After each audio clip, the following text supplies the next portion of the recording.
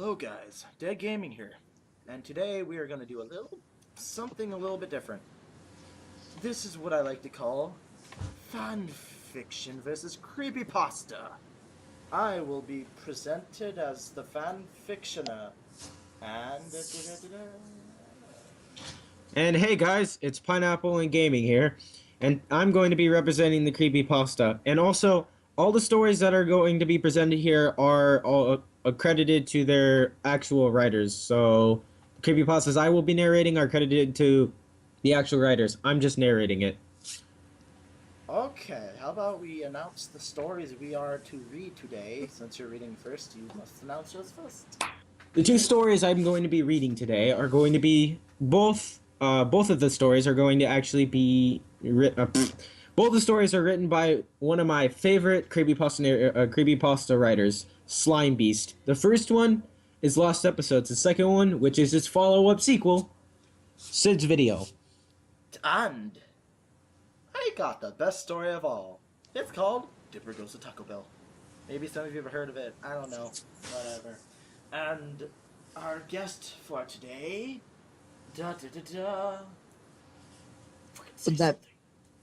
Fucking say something! Okay, hello everyone. My name is Boston Strong, and I will be listening to them read it. Yeah, sure. Okay. I guess we'll just... Guess you should start doing what you're doing then. Alright. The first story of today is Lost Episodes by Slime Beast. And here we go. I don't want to burst anyone's bubble here, so if you believe in haunted Lost Episode legends and enjoy living in that world, maybe this isn't the post for you. Don't get me wrong, I hate when people complain about lack of realism in entertainment, and I think all kids need to believe in the Santa and the Tooth Fairy for as long as possible, but this is different. Back in the 80s, I met this dude, Sid. He used to cut old VHS tapes and shit. It was more than a hobby for him. It was pretty much his entire life. His parents were a bit more wealthy than I'd been blessed with. So when we were teenagers and I was slaving away at Scats, yes, Scats, fast food restaurant, he just hung out around the house, cutting tapes all day and all night. Of course, as you get older, these things in your past become a bit clearer, and I think he may have been borderline autistic. Or maybe he was a very high-functioning person with Asperger's. But of course, I'm no expert, and I'm not saying that was the case. It was just the best and quickest way I could think of to explain his personality and his obsession. Sorry. Damn it! We're gonna have to restart now! No, we don't. It isn't supposed to be perfect. Keep going. I can call now if I want, bitch. So can you. It's just the best way, and the best and quickest way I can think of to explain his personality and his obsession with cutting tapes, and cutting tapes. It started when he saw Old Yeller as a kid, for whatever reason. His parents let him watch that shit. If you're unfamiliar with it, it's the tale of a boy and his dog. And I hope I don't have to announce a spoiler on such an old-ass movie, but in the end, the boy has to shoot his dog because it's rabid. Sid didn't appreciate this. His dad photographed and videotaped weddings, so he showed Sid how to operate some of the machines, and Sid cut out the ending, replacing it with an earlier, happier scene as if Old Yeller just suddenly got better off screen. He watched the tape obsessively after that, even into his early teens when I first met him. He made me watch it once to show how he fixed it, and I could actually picture him as a little boy once he started applauding and cheering his own Fox editing. I don't want to say I was a bad influence, but after I saw it, I asked if he could do that to other movies. My major interest was perhaps taking a film or two and cutting in some nude frames of the actresses that hadn't been really there before. Don't worry, though. I never had the guts to actually ask him if he would. I just imagined how cool it would be. Often. Sid told me that, yes, he could fix any movie he wanted to. In fact, he had done it with a few others. He had a copy of a Ghostbusters cartoon, and I shit you not, every single ghost was completely removed. The story made no sense. There was no continuity, and he had accomplished it, and I was very impressed. I guess in the time of VHS, these things seemed more magical than they do nowadays. As time went by, I encouraged Sid to edit more movies, but with different purposes. Instead of whitewashing all the scary stuff like he wanted to, I got him to see the light on how awesome he can make things. Somewhere out there, this chubby Star Wars nerd from our high school had all three original films flawlessly cut together. with edited in effects that would have made George Lucas himself cry out, "Enough meddling!" We charged him like $20 for the only copy because, well, we were idiots at the time. Anyway, this went on for a while before I lost any of my interest in it. It was more of a groove for me than it was for him. This is the point where I started working, started driving, started taking bases with local girls. While he got more and more involved in cutting those tapes. I think his favorites were cartoons. When The Simpsons came out, he went apeshit on those. Now his edits weren't so much fixing things as much breaking them in interesting ways. Another thing that sticks out in my mind is when he recorded an episode of MASH and cut it in with an old gory war flick. Halfway through his version, the camp gets bombed, soldiers invade, everyone dies.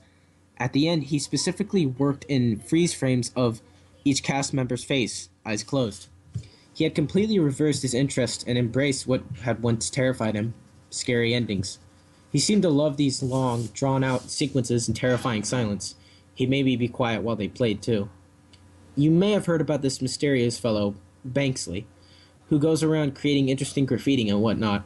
At one point, he went into a music store and replaced some Paris Hilton CDs with his own face.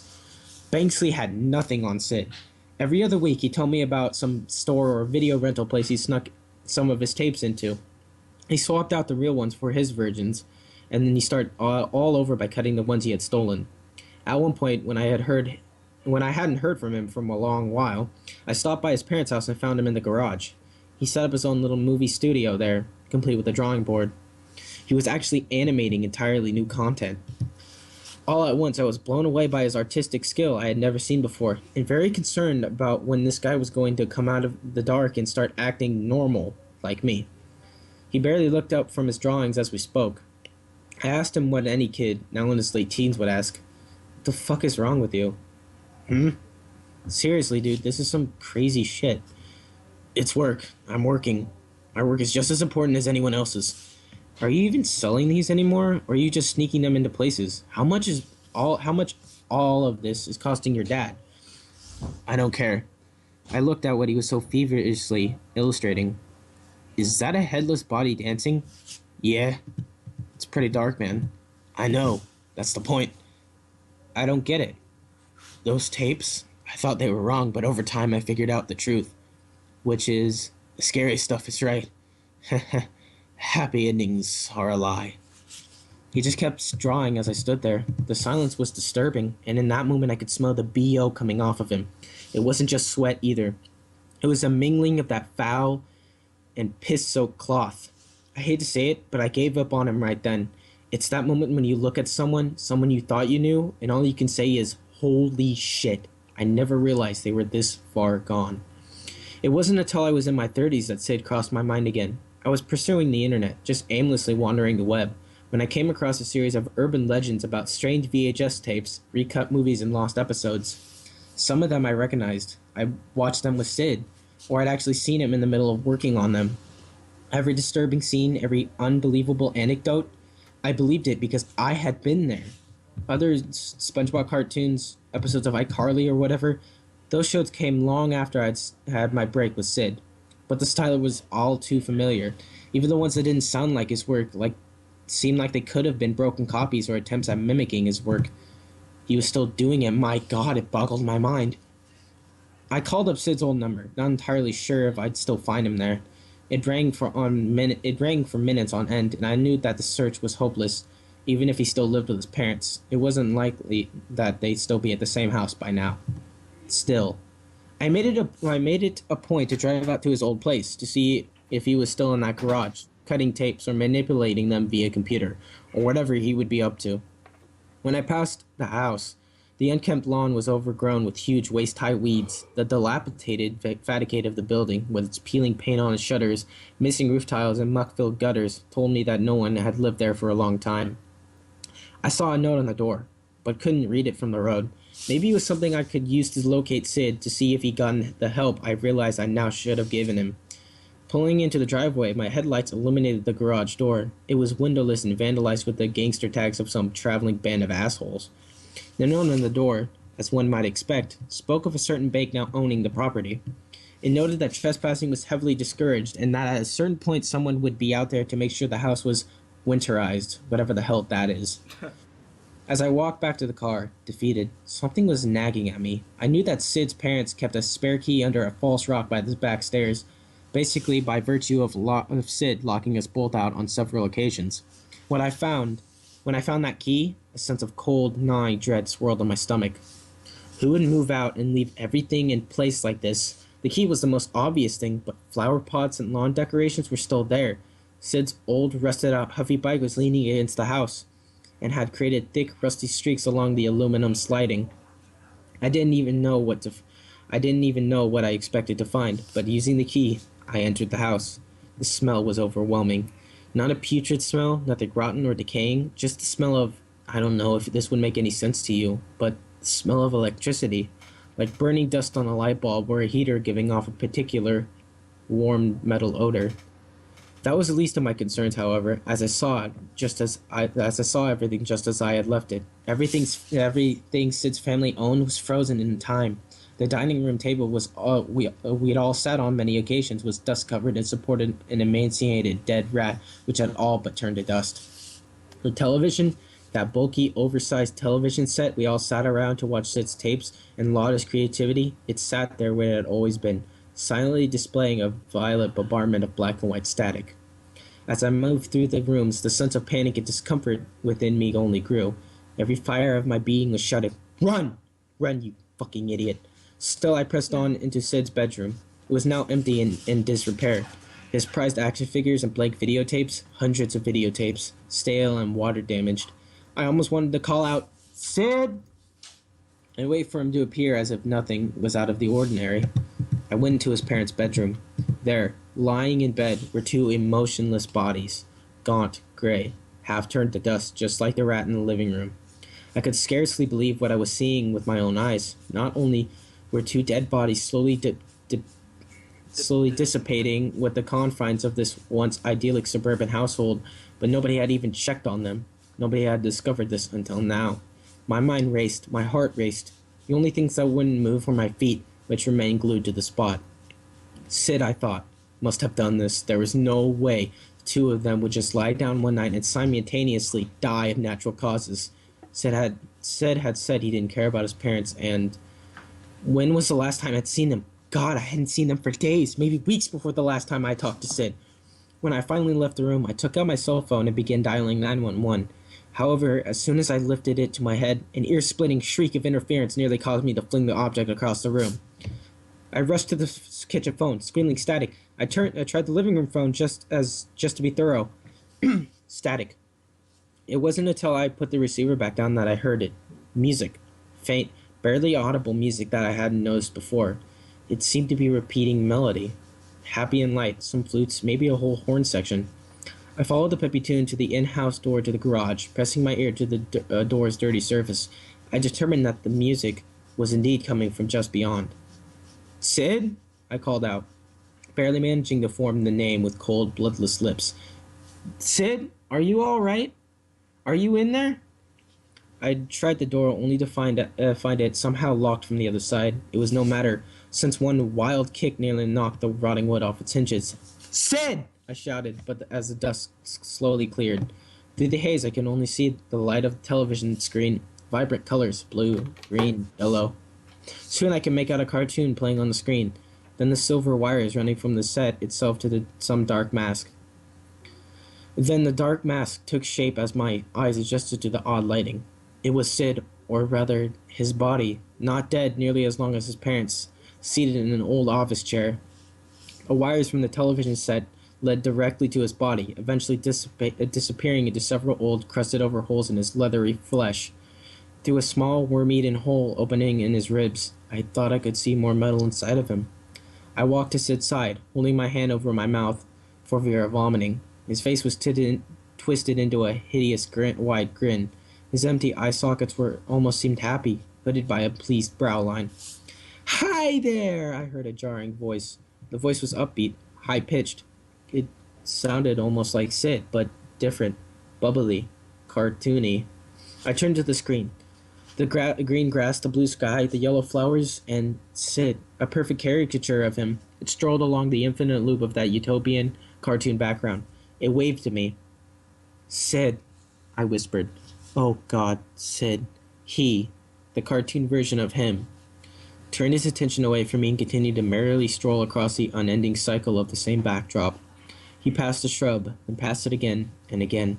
The same bluebird, chirping happily, flew along the sky in a figure 8. Sid, I shook my head, unable to comprehend the scenario. I should have never let you leave reality. I thought about what Sid had done to his mom and dad. I thought about how the bank would come by soon and this would all come to light. I watched Sid walk along for nearly a half an hour. Then I unplugged the set.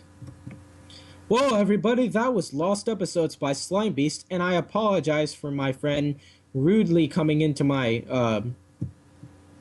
story for a few moments, but that's okay. I hope everybody heard enough of it.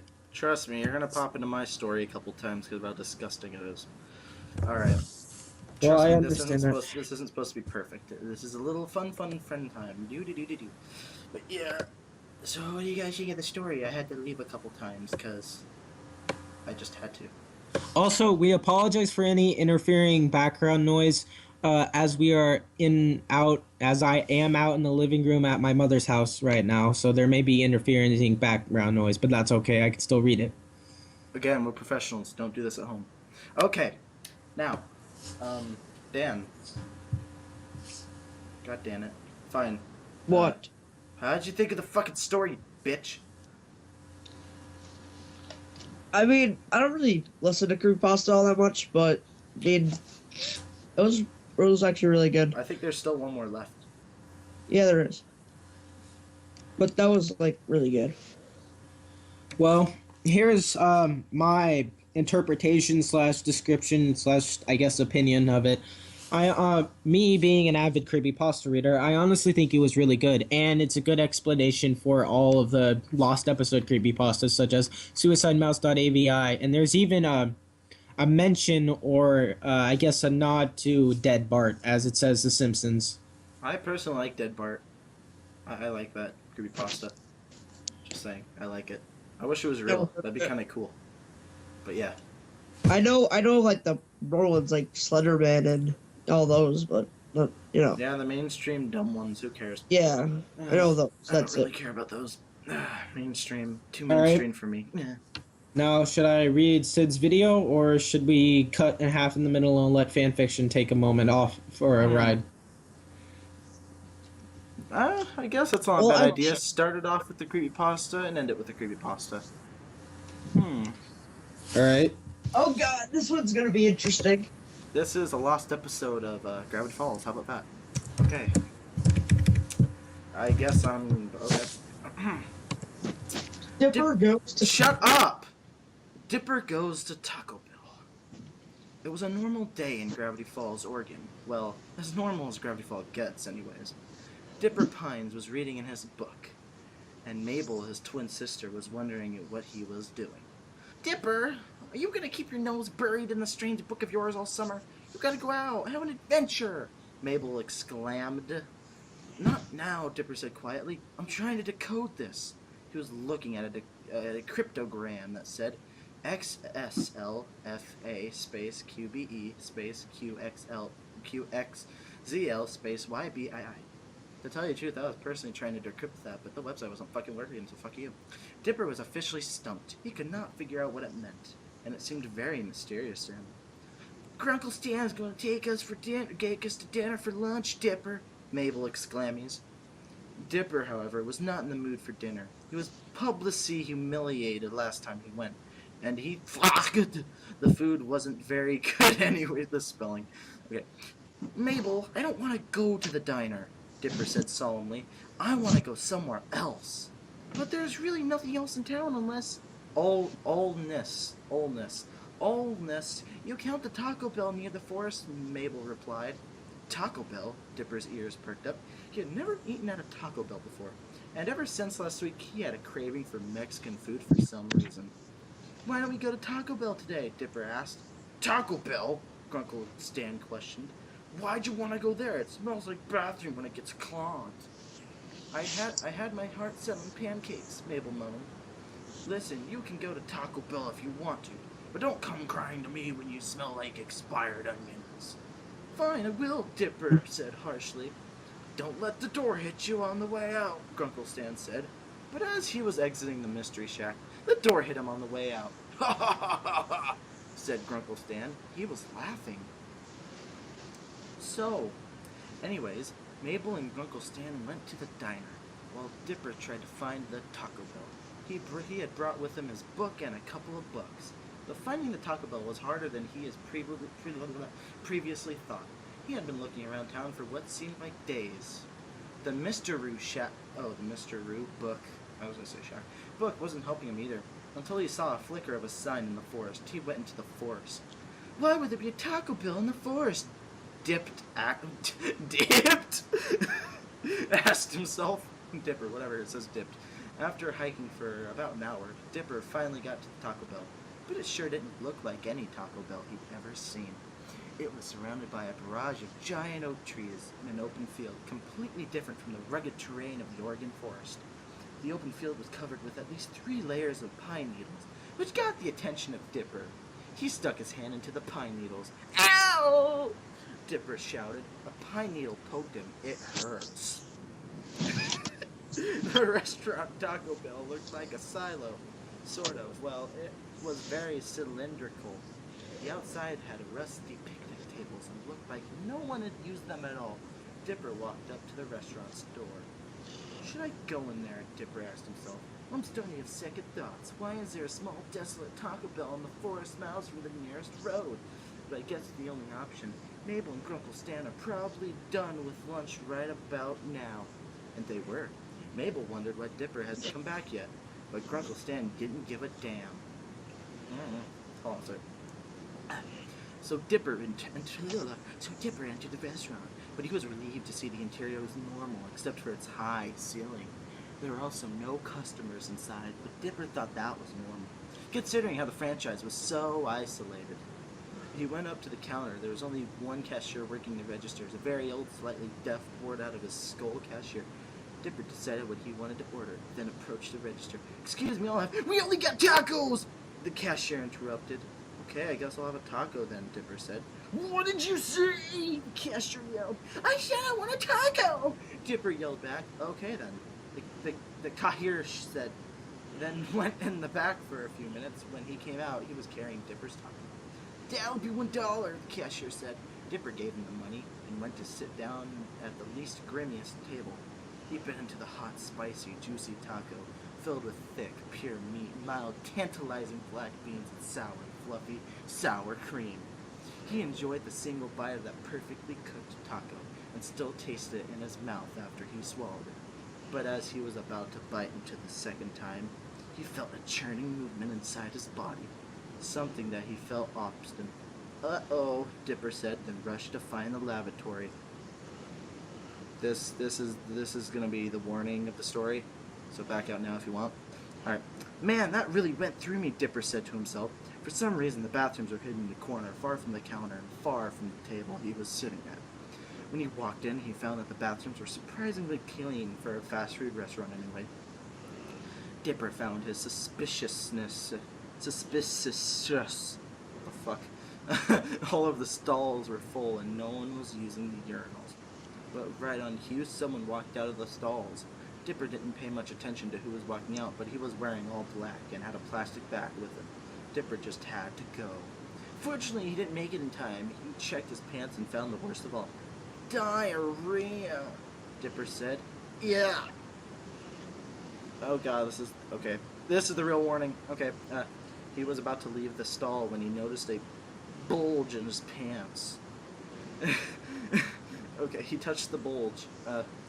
And once he touched it, he knew exactly what it was. It was an erection. He found himself completely aroused after touching it. He started to do some more. Eventually, he was ready to hardcore masturbate. He didn't know it was arousing him, but he knew he was aroused. He took off his blue shorts and his soiled underwear, revealing his medium-sized, but not small, penis. The tip was bright and red, like Rudolph the Red-Nosed Reindeer. Dipper started... What the fuck? Oh, look, you interrupted. I'm just kidding. That's nothing. Dipper started to yank at his Johnson harder and faster. The 5-incher was getting pumped. Dipper's soiled hands started to feel bits of pre-cum on his dry fingers. Eventually, the medium-sized dick couldn't take it anymore and burst in an explosion of cum. The cum got all over the walls and the toilet, and Dipper felt proud. What the fuck? He had creamed himself for the first time, but he was upset that it was not over Wendy. No, Dipper thought. All this is not enough for me. I need to release all of this. Oh my god, there's so a lot of story left. With his erection still active, Dipper began yanking his penis again. It was much quicker, and Dipper cummed quicker. It was a bigger release than last time, and it began to rain Dipper's seed. Dipper felt more proud than last time. His heart was about to burst from all the droplets of cum falling down from the ceiling. He felt as happy as he felt on the day of the first snowfall of the year. He stuck out his tongue to taste the cum. Shiny from That's the disgusting. This is nothing yet, man. Nothing. Faulty fluorescent lighting in the bathroom. He tasted it, and he thought it was one of the best tastingest things in the world. Better than the largest chocolate bar. Better than the rarest pig. And better than the taco he was having earlier. But now he couldn't stop. He couldn't leave now and miss out on this great masturbation adventure. He wanted to taste the cum. He scraped a handful of it off the stall and put it in his dirty, wet mouth. He grabbed another and another and another. He was getting more aroused by the consuming of the cum. Oh He then my released god. another load. So that's where it's all coming from. No pun intended. I said that. Dipper said to himself, cum all over his face and teeth. Dipper came up with a solution to get more hardcore adult masturbation experience.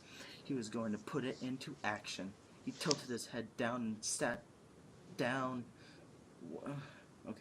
on the cum-covered ground, grabbed his hardened Johnson, and stuck it in his mouth. Once it was firmly in, Dipper began to suck on the very hard rod. He sucked it like the lollipop he got at the county fair a while back. It tasted a lot like it, too. That's disgusting.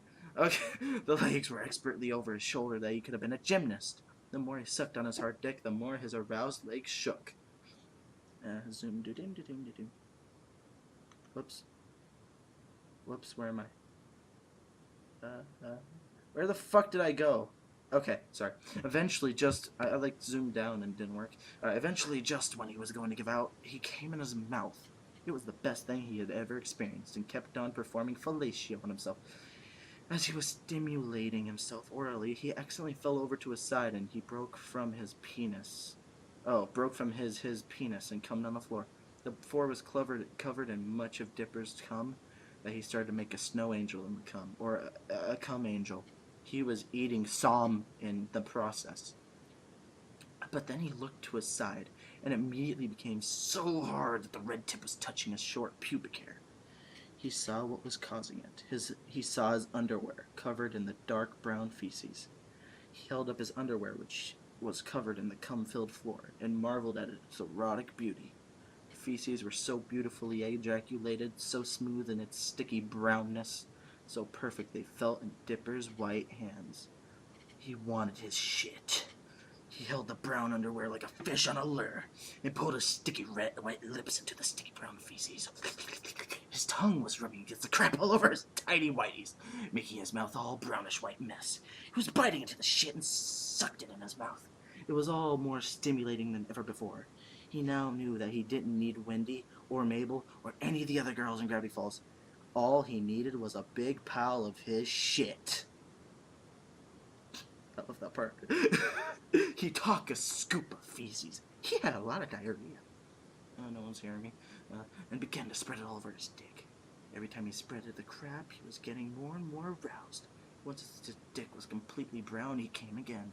He filled up all the spots in the stall that weren't covered in Dipper's cum. Once again, Dipper took big scoops of cum and consumed it in large gulps. Now Dipper had to put the brown sticky feces all over his penis again. Boy, did he do a good job. The brown stuff was all over his external genitals and his testicles. He had cummed a few times here and there. He did come a lot. Just a lot. The stamina of the boy. Now, his beautiful brown genitals needed to be cleaned, but Dipper didn't have any cleaning supplies, so he had to suck the shit off. He brung his erection up to his mouth and began to suck. This time he made it very clear to lick the feces off with his tongue. And as soon as the tongue touched his dick, he cummed. He cummed a lot. He was having the most A fun lot. he'd ever have in the bathroom stall and forgot who he was, where he lived, where he was, or who he was, or what he was eating. All that was on his mind was his sweet cum. He just thought of a great idea. Dipper took a scoopful of diarrhea and a scoopful of cum and put it in a toilet. He flushed it, but before all the way down, he grabbed the wet pile of shit and cum and stuck it in his mouth. Dipper was consuming all the shit, cum, and toilet water. It tasted great. He kept doing it for God knows how long. And one of the times, he hit his head against the toilet rim. Dipper's brain must have been knocked out of place at that time, because this time, instead of putting the shit and cum in his food hole, he started to lather it on his penis again. He wanted more of his Johnson. But that would be a fatal mistake. Once it was covered again, he put it in his mouth and began sucking. But did it too hard. As he was sucking and coming, he accidentally bit on his dick. As soon as he tasted the blood, he broke out of coitus and saw his lacerated penis. He saw a mix of blood coming out of it, like lava, and his erectile muscle pointing out. Dipper grabbed it and grimaced in pain. He winced at it and looked horrified. He snapped out of it all and tried to figure out a solution to the castration. He put some more diarrhea and cum on it, but that didn't stop the bleeding. Dipper spit out the piece of dick that he bit off and tried to reapply it, but it didn't work. No matter how many times he tried to reattach it, they all failed. He put more of his reproductive fluids on the castraron, but they only made his penis swell up like the Goodyear blimp. Dipper was licking the blood off. Dicker was licking the blood off the try to stop it, but the blood was coming faster than he could lick. He was now in ultimate pain. He felt nothing like this. He screamed as loud as he could, and felt like no one could hear him. He was screaming louder and louder, saying, "Help! I bit my dick off!" He was going insane. He started to bang against the stall, screaming, "Help!" as loud as he could yell. Yeah. After a full 5 minutes with a large mix of blood, cum, feces on the floor, he was banging his head against the stall. Dipper was alone in the bathroom, alone in the stall, alone with his beloved dick, and now near death. And unfortunately, he just repeated himself. Now near death, and unfortunately, he was near death. After one final blow to the head, the now screaming Dipper was now as silent as Christmas Eve. He fell to the floor, eyes turned skyward, and fell in a mix of his own blood, cum, and feces. So, what do you guys think of the story so far? Devin, mostly you. It's almost as bad as Cupcakes, almost. Well, there's still about 100 more lines, so be ready. See, the first time I heard it, I didn't think it was that bad. Well, yeah, because you don't have a normal head. He was No. now. Oh, whoops. Sorry about that. Okay. Okay, sorry. Back to the story.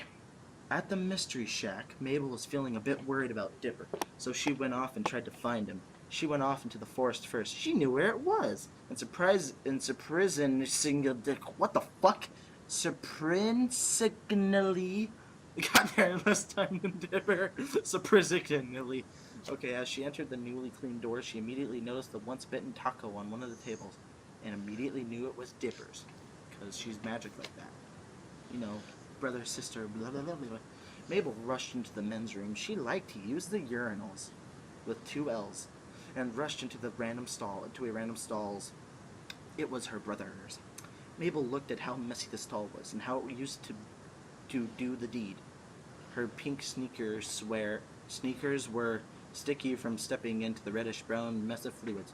She walked around the messy stall for a bit, but then saw the most horrid sight she could imagine.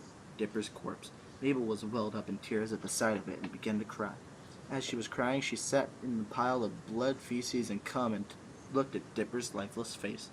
It was beautiful, as his smooth facial features complemented his circle of cum around his lips. "Oh, Dipper," Mabel said through her tears, "let me clean the white stuff off your lips." Mabel brought Dipper's head to hers as she kissed him. After pulling out of the kiss, Mabel enjoyed it, and so she kissed him again. She didn't want to let go of Dipper, not now, not even while he had just died. He was her brother, after all. She held Dipper's naked corpse in her arms and felt a tingling feeling in herself as a secret dirty side. right there. No one would care if we just did it, right? He is dead, and I know one would know in this restroom stall, Mabel thought. She immediately came up with an answer. She pulled Dipper's head up to her head, kissed him again. Only it was a French kiss. Ooh, sexy. Once Mabel was done, she put the body on the floor, then Mabel got down to the fluid-covered floor, too. Mabel started to go kiss-crazy frenzy with Dipper. That made it look like it was Dipper was alive. Her tongue went into Dipper's deceased mouth, scraping the feces and cum off of the roof of Dipper's mouth. Mabel was shaking even more now. No, that her tongue was touching Dipper's. She unzipped her jeans, slowly slid them off, and threw them at the wall. They stuck there from the cum. Mabel revealed her nice, clean, exposed virgin vagina. She took Dipper's corpse, not noticing the eternally bleeding penis, and wrung it closer to the cervix. What is happening right now? She rubbed her clitoris for arousal purposes before she stuck it in, and once the dick was firmly in, she finally felt joy in her life, because somehow the dick was still hard and he was dead. She loved the feeling of losing it to a dead brother's body and started to get the oddest feeling. She lost it. She finally lost it. She squealed in happiness and started to French kiss Dipper harder. Her tongue almost touched Dipper's uvula. She kept holding on to his lacerated dick in her vagina, sloshing her tongue all around Dipper's mouth. She kept pulling in and out with the Dipper's stick. Blood was getting on her urethra walls. Not noticing one bit, she did not want to leave the body, not now. She would kill herself if it could mean they'd be in coitus forever. If only Dipper could kiss her back. After what seemed like hours, it wouldn't fit in. Mabel finally looked down at the now pretty messed up penis. Mabel couldn't look away at it. It was now swollen to the size of her head. Really? How did they fit the penis? Never mind. A whole mix of rainbow colors. Ooh, rainbow dick. And a still spewing lifeless cum. Mabel vomited on it, which only made it worse. It grew bigger and bigger. "Oh, Dipper," she said softly. Then Mabel started to scream. Because, like, she didn't notice that before or something. She was horrified at the sight of it and started to barf again. She tried to put a giant mix of blood, cum, vomit, and feces on the dick, but it didn't work. She tries to suck it all off, but found herself enjoying sucking in the taste of Dipper's penis blood. She kept on sucking it, tasting the blood and touching and fondling Dipper's dead erectile muscle. She was ecstatic. She was more happy than she ever had been, more happy than she was before. As she was squealing with delight, the stall door opened to the stall door started to open a crack. Mabel took notice of this. "Huh?" she asked. The door started to open more. It wasn't locked. Mabel, am I spitting all over my fucking screen? Mabel started getting nervous. She didn't want to go to jail for necrophilia. She was only a child who bit off more than she could chew. She got ahead of herself. She got too ahead of herself after lusting after her twin brother for so long. If it was the police, she had no hope. She hoped it was just another Taco Bell employee who would listen to her and help her out. Well, I'm going to say she's kind of right with the whole thing. The stall door finally burst open. Standing in front of it was a man dressed in black. He had a Taco Bell logo sewn on the top of his fleece jacket. He was wearing squeaky shoes that squeaked across the bathroom floor. He was wearing dark sunglasses. He was wearing. Shut the fuck up. The mysterious man walked up to the two of them slowly. Mabel stood up on her feet, fear and blood on her face. The man stared at Mabel for a long time until he finally said, "Are you supposed to be in this bathroom, young lady?" Mabel was shaking in horror now. She turned to face Dipper's naked, violated dead body and turned to face the man again.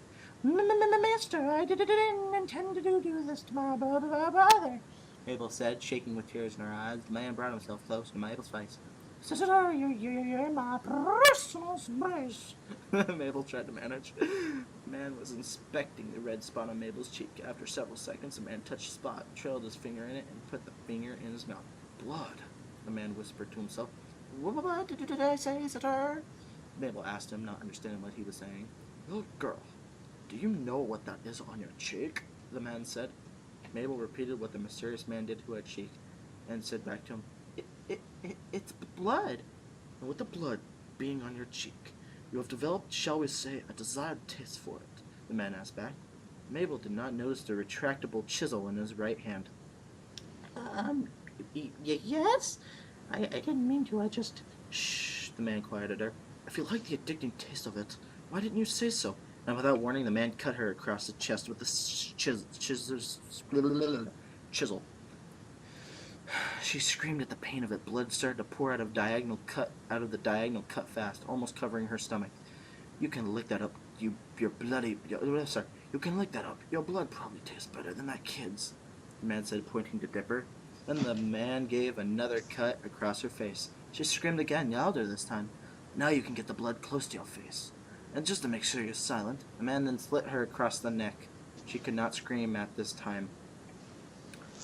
The man went into her neck and pulled out 3 vocal cords. The man stretched the cords out and jump rope with them. Yeah. While slashing Mabel across the face several times. Remember, this is a cartoon, so who cares? When her face was cut so many times that her nose fell off, the man decided it was time for the scalping. He took a bigger knife and slammed it right above Mabel's eyebrows. The man gripped the knife's handle, still in her face, and began to make a deep cut. The man put all of his strength into it, because he decided to make the hardest part first. He tried to do it right on the skin, but sadly did not do the job he liked.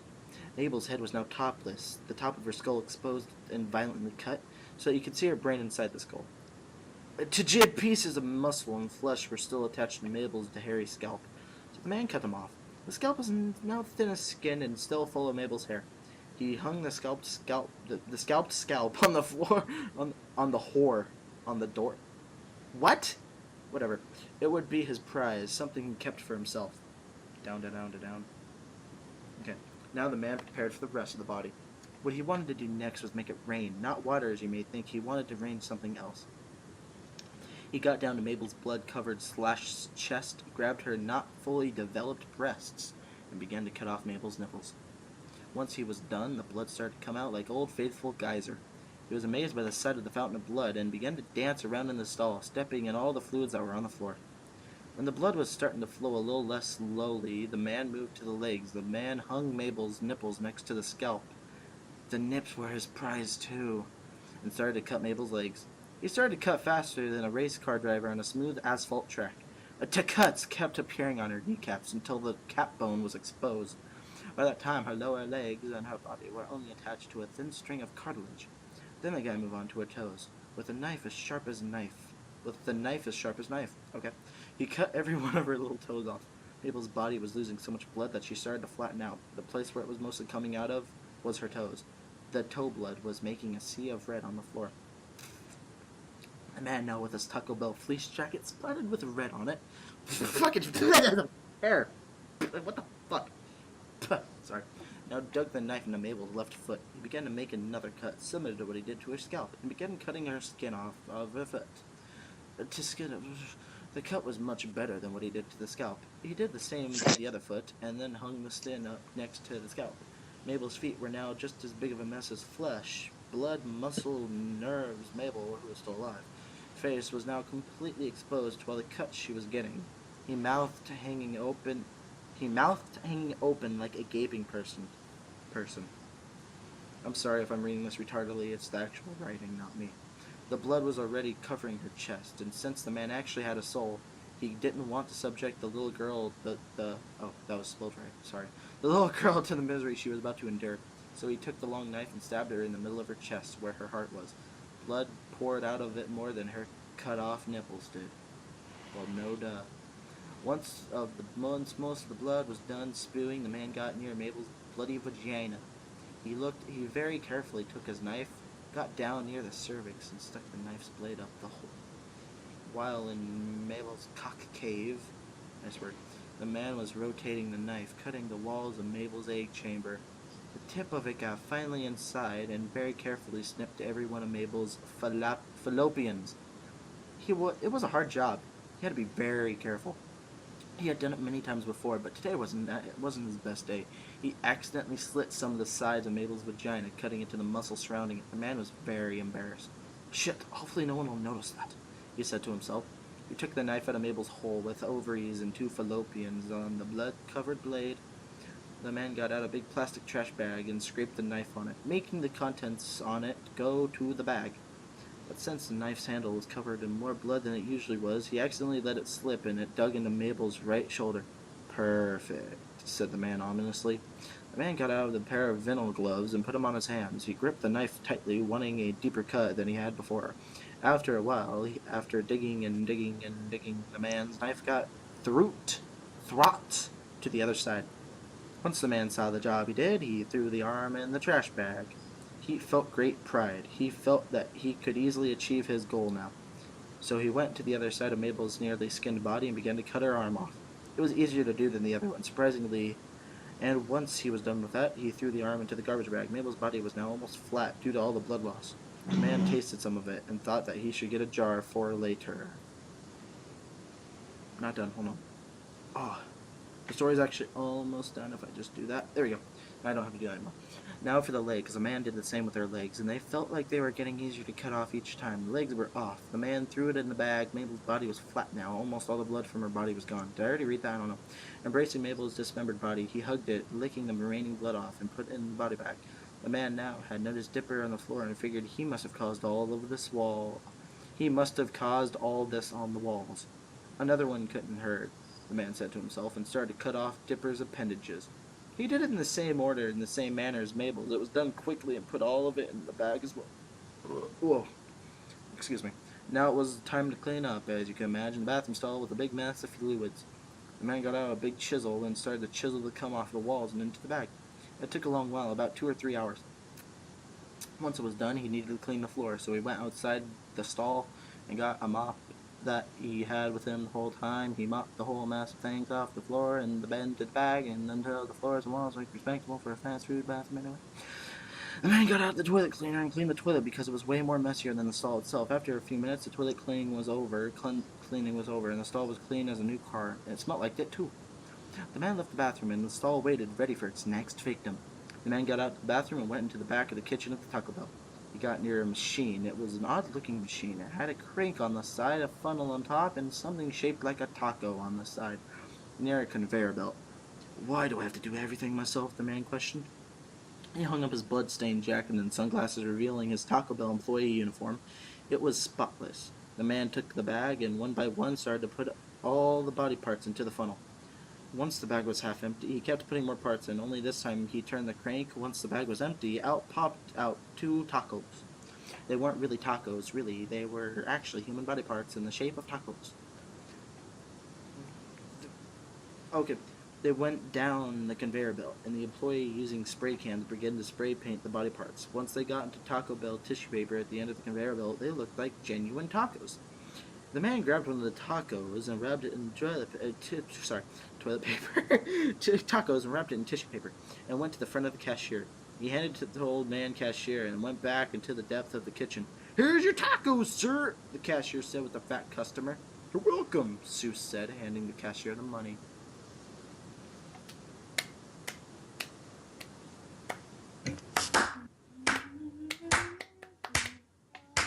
And the end of that story. That was worse than cupcakes. Indeed it was. Sorry I got a little bit lazy at the end. Reading for that long makes my mouth tired. And that literally did took around 30 minutes. Holy crap. I see the time. I should take 30 minutes. Okay, good. Well, what do you think of the story, Devin, since Dan already listened to it? Well, it was really, really, really, really, really, really bad. It was really bad, wasn't it? Even the grammar kind of sucked at some parts. The grammar was horrible. The grammar made me laugh. The worst part was the Taco Bell employee part. The rest of it was just perfection. This kid's messed up.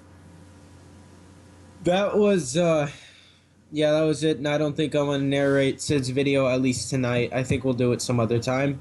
You're leaving our audience on a cliffhanger? Oh no! Who knows what'll happen to Sid? And if you guys want to look up these videos, stories, links down in the description. Yeah. The stories are as listed. Sid's lost episodes. Dipper goes to Taco Bell, and Sid's video. No reason to link Sid's video since you didn't release it. So Well, I'll be reading Sid's. Time. I'll be reading Sid's video next time, along with a few short micropastas and a few short creepypastas. Other than that, anyways, take it away. Dead gaming. And all I'm gonna say is I'll look for more fanfictions. That was a long one, and that was enough for one episode. What do you want to say, Daniel? I must say something. And remember, Taco Bell does not use humans; it uses horses. Anyways, this has been Dead Gaming and Pineapple and Gaming here, and our friend Daniel, and we will see you guys in the next video. Bye-bye.